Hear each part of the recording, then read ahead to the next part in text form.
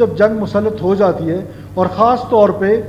ایسے ممالک کے درمیان جو اٹامک پاور ہوں تو اس کی پھر کوئی لمٹ نہیں رہے گی، کیونکہ پاکستان کی سالمیت کے لیے ہم ہر اس قدم پہ جائیں گے جس سے ہمارے پاکستان کی سالمیت جو ہے اس پر کوئی آنچ نہ آئے۔ تو میرا خیال ہے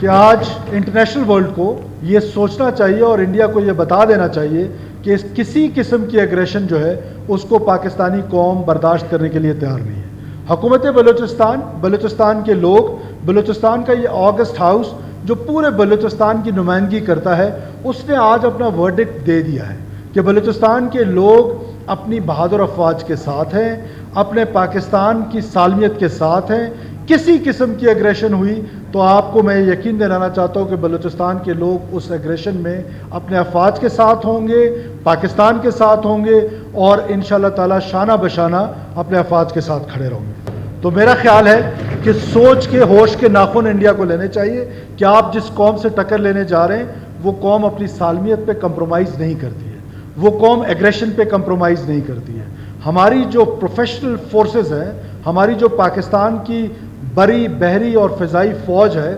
وہ بہت پروفیشنل فوج ہے اور اس نے ہر دفعہ یہ ثابت کیا ہے کہ وہ جنگ سے دور رہنا چاہتی ہے، لیکن جب جنگ مسلط کی گئی ہے تو اس کا جو جواب دیا گیا ہے وہ بہت شاندار جواب ہے، اور اس دفعہ بھی پاکستانی قوم محفوظ ہاتھوں میں ہے اور ہمیں یہ فخر ہے اپنی افواج پر کہ انشاءاللہ تعالی ہر قسم کی ایگریشن کا جواب وہ اس طریقے سے دیں گی کہ دشمن کے دانت کھٹے ہوں گے۔